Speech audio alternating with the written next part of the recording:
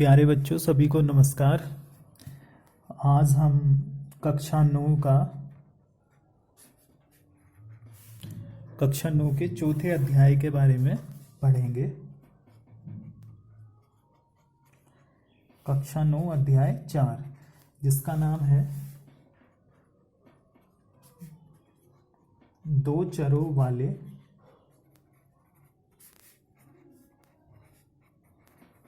रैखिक समीकरण। जो अध्याय 4 है हमारा उसका नाम है दो चरों वाले रैखिक समीकरण।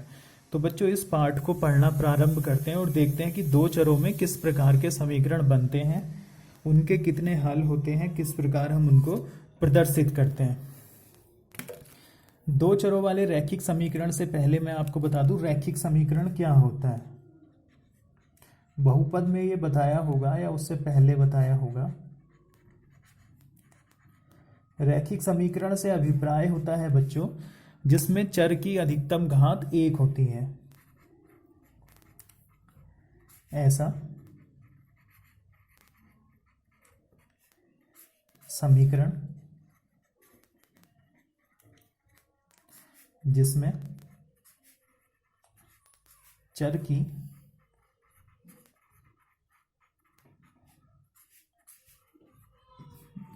अधिकतम घात 1 होती है।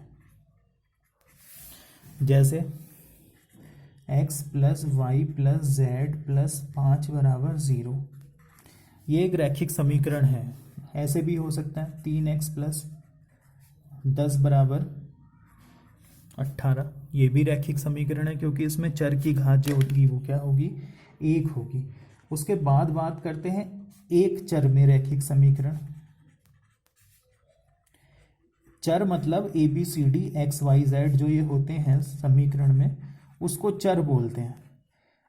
तो एक चर में रैखिक समीकरण का मतलब होगा जिस समीकरण में केवल एक चर होगा। ऐसी समीकरण है जिनमें केवल एक चर होता है।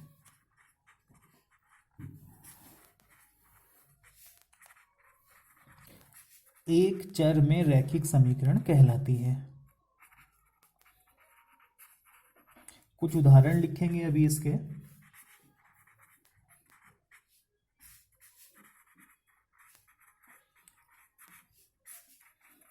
जैसे 3x प्लस 5 बराबर 10, दूसरा 9y माइनस 16 बराबर 5, तीसरा 3p प्लस 6 बराबर 18।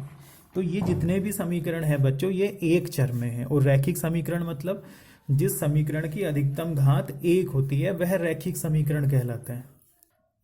बच्चों आगे बात करते हैं दो चरों वाले रैखिक समीकरण की। दो चरों वाले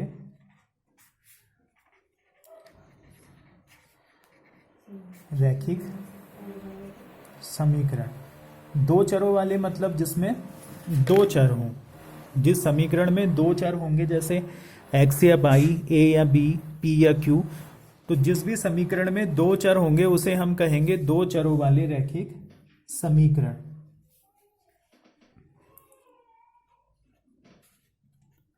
जिन समीकरणों में दो चर होते हैं, यहां रैखिक भी लिख देते हैं। जिन रैखिक समीकरणों में दो चर होते हैं वह दो चरों वाले रैखिक समीकरण कहलाते हैं।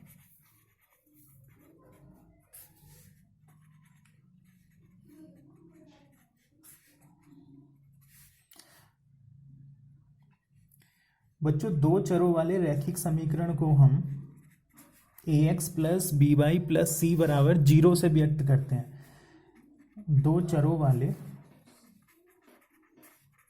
रैखिक समीकरण को ax plus b y plus c बराबर 0 से व्यक्त करते हैं, जहां a, b, c वास्तविक संख्याएं हैं। मतलब इसमें a, b, c को हमने चर के रूप में प्रयोग नहीं किया है, ये है यहाँ पर वास्तविक संख्याएं।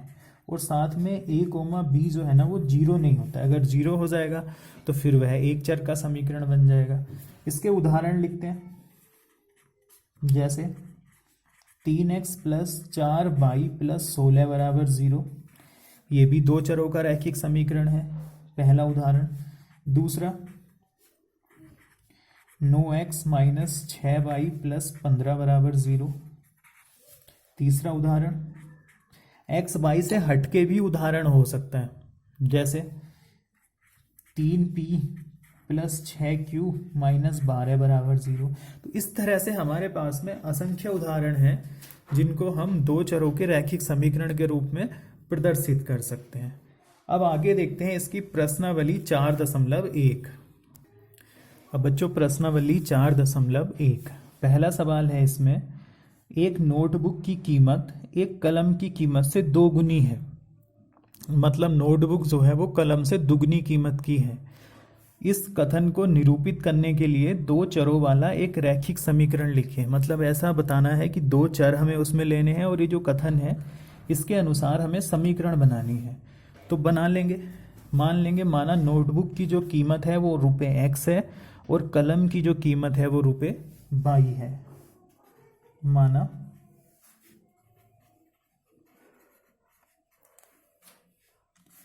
नोटबुक की कीमत बराबर ₹x और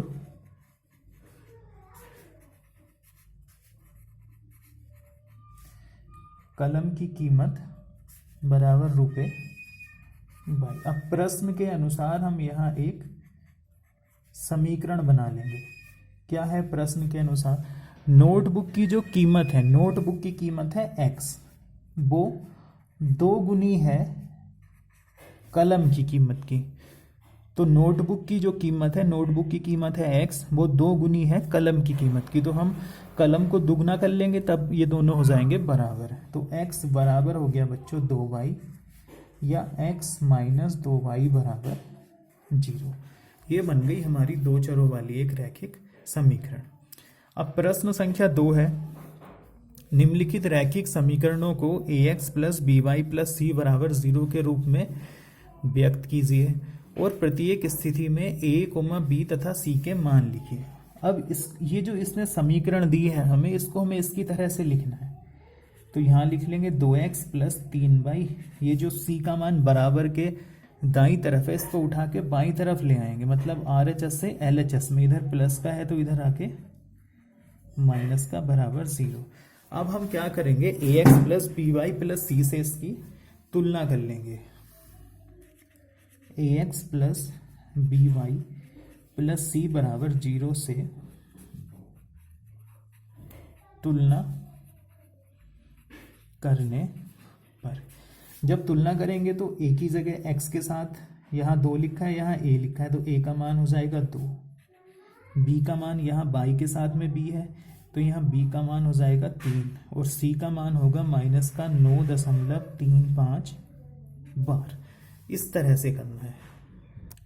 अब दूसरा प्रश्न देखते हैं बच्चों।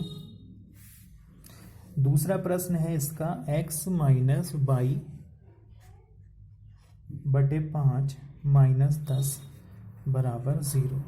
इसको थोड़ा सही से लिख लेते हैं। x माइनस 1/5 y माइनस 10 बराबर 0। इसको भी ax plus by plus c बराबर 0 से तुलना करने पर, जब हम इसकी तुलना करेंगे तो यहाँ x के साथ कुछ नहीं दिख रहा है और जहाँ कुछ नहीं दिखता है x के साथ वहाँ 1 होता है। तो a का मान हो गया 1, बी का मान हो गया -1/5, चिन्ह सहित मान लेते हैं बच्चों, और सी का हो गया -10। थर्ड क्वेश्चन देखते हैं। यह है माइनस का 2x + 3y = 6। इसको सही करके लिख लेंगे, -2x + 3y, 6 को RHS से उठा के LHS में लाएंगे तो -6 = 0। इसकी भी ax + by + c = 0 से तुलना करने पर, जब तुलना करेंगे x से x वाले, x के गुणांक की, तो a बराबर आ जाएगा -2, b बराबर हो जाएगा 3 और c बराबर हो जाएगा -6। अब फोर्थ क्वेश्चन देखते हैं। फोर्थ है x = 3y। इसको लिख लेंगे x - 3y = 0, या ऐसे लिख सकते हैं x - 3y + 0 = 0। अब इसकी ax + by + c = 0 से तुलना करने पर, जब तुलना करेंगे x के साथ कुछ नहीं लिखा है, जहाँ कुछ नहीं होता है वहाँ 1 होता है, तो a = 1 और b बराबर कितना होगा, देखो y के साथ यहाँ -3 है, y के साथ यहाँ b है, तो b बराबर होगा -3 और c बराबर होगा 0। इस तरह से हम इनको बनाएंगे। अब पांचवा प्रश्न है, इसमें 2x = -5y। इसको सही कर लेंगे तो 2x माइनस वाला LHS में आके प्लस हो गया, +0 = 0। 0 मैंने c के लिए लिखा है। अब ax + by + c = 0 से तुलना करने पर, जब हम इसकी तुलना करेंगे बच्चों तो a बराबर आएगा 2, b बराबर होगा 5 और c बराबर होगा 0। इस तरह से अभी इसके 3 क्वेश्चन बचे हैं बच्चों, उसको घर से बना लेना। 6th, 7th और 8th, इनको होमवर्क में करना, बिल्कुल आसानी से प्रश्न है, बड़े आसानी से हो जाएंगे।